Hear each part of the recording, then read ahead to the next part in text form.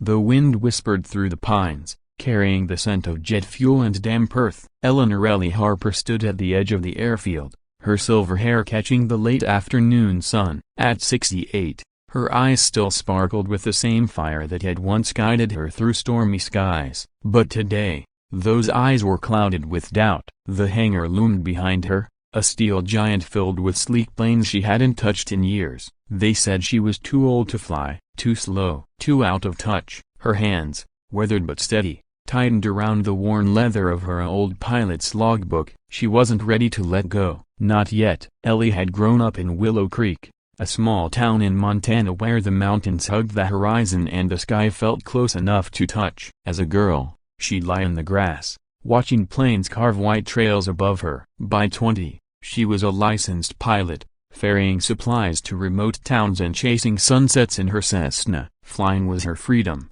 her way of stitching the world together. But time had a way of grounding even the freest spirits. After a minor heart scare at 60, the Federal Aviation Administration had clipped her wings. "Age catches us all, Ms. Harper," the inspector had said, his voice flat. "Maybe it's time to retire." Retire. The word tasted like ash. Ellie had spent the last 8 years tending her garden, teaching kids at the local library, and watching planes from the ground. Her neighbors were kind, her life comfortable, but every jet trail above felt like a reminder of what she'd lost. The airfield, once her second home, was now a place of ghosts and memories of takeoffs and landings, of storms she'd outrun, of lives she'd touched with every flight. This afternoon, though, something had pulled her back. A call from Tom Jenkins, the airfield's grizzled manager, had come at dawn. "Ellie, we need you," he'd said, his voice tight. "It's bad." A wildfire was tearing through the Bitterroot Valley,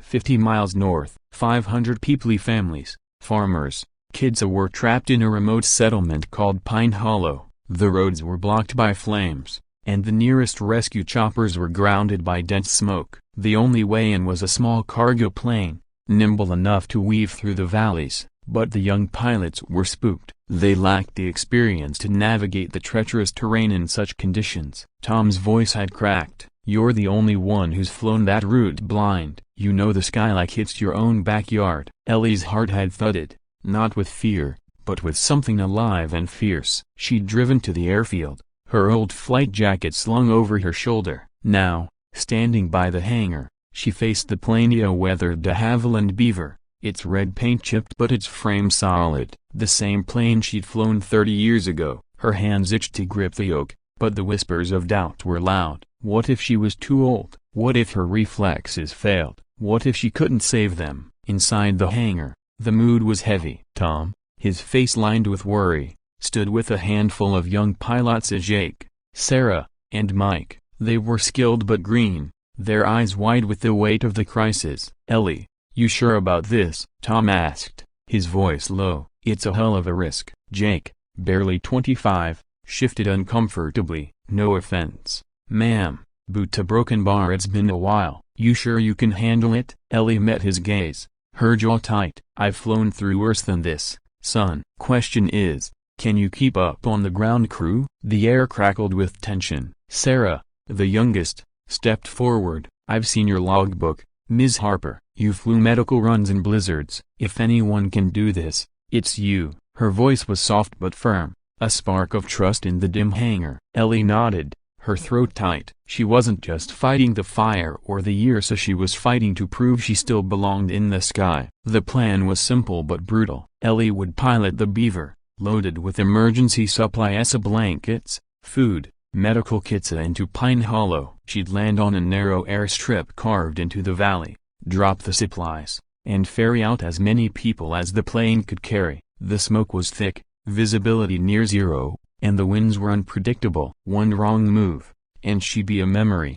But 500 lives were waiting. Ellie climbed into the cockpit, the familiar creak of the seat settling her nerves. The controls felt like old friends, worn, but true. She ran her hands over the dials, her fingers tracing paths she hadn't forgotten. The engine roared to life, a deep, steady hum that drowned out the doubts. Tom gave her a thumbs up from the ground, his face a mix of hope and fear. The young pilots watched, their silence louder than words. Takeoff was smooth, the plane lifting like a bird shaking off sleep. The sky was a bruised gray, smoke curling like ghosts over the mountains. Ellie's eyes flicked between the instruments and the horizon, her mind mapping the valleys she'd flown 100 times. The radio crackled with updates from the ground of flames closing in. Families huddled in Pine Hollow's community center, praying for rescue. Ellie's hands tightened on the yoke. She wasn't just flying a plane, she was carrying hope. The first challenge came fast. A downdraft hit,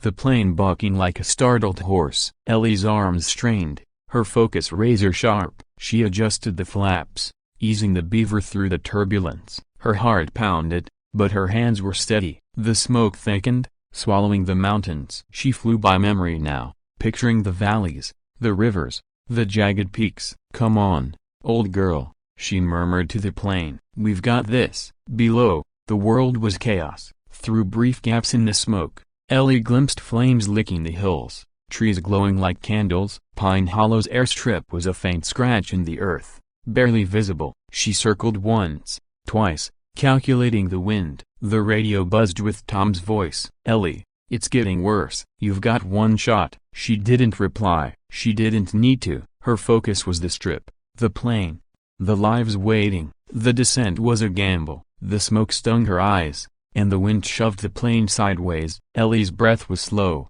deliberate. She'd flown through storms, fog, and nights blacker than this. Age hadn't dulled her instincts. The wheels kissed the ground, a jolt that rattled her bones but held. She taxied to a stop, her pulse loud in her ears. The airstrip was surrounded by fire, the heat pressing against the plane's windows. Families rushed forward, faces streaked with ash. Ellie threw open the cargo door, helping volunteers unload supplies. A young mother clutched a toddler, her eyes wide with gratitude. "You came," she whispered. Ellie nodded, her voice caught in her throat. There was no time for words. She loaded 10 people, 6 adults, 4 children into the plane, their weight pushing the beaver to its limit. "Hold tight," she told them, her voice calm but firm. The takeoff was harder, the airstrip was short, the smoke thicker. Ellie gunned the engine, the plane rattling as it gained speed. Flames licked closer, the heat a living thing. The wheels lifted just as the fire reached the runway's edge. The passengers gasped,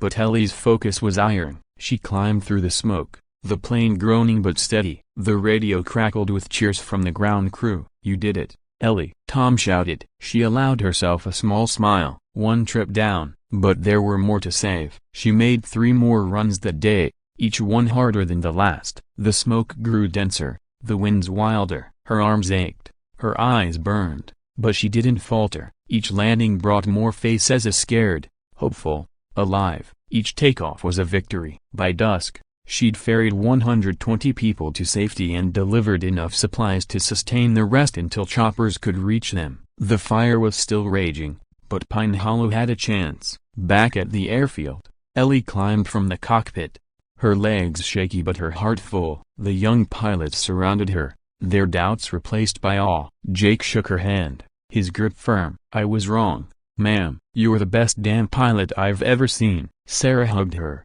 tears in her eyes. Tom just nodded, his gruff exterior hiding pride. The sky was clearing, the stars peeking through the smoke. Ellie looked up, her chest tight with something she hadn't felt in years, belonging. They said she was too old to fly. They were wrong. Age wasn't a number, it was the weight of every storm she'd faced, every life she'd touched. Ellie Harper had flown through fire and doubt, and she'd brought 500 souls a little closer to safety. As she walked toward her truck, the airfield quiet behind her, she felt the sky calling. Maybe she'd fly again tomorrow. Maybe she'd teach Jake and Sarah a thing or two. Or maybe she'd just sit and watch the planes, knowing she'd never stopped being a pilot. The wind carried her home, and the stars followed. In sight, Ellie's story reminds us that courage doesn't fade with time. It grows in the quiet moments, in the choice to keep going when the world says stop. We all have a fire to face, a sky to claim. What's yours?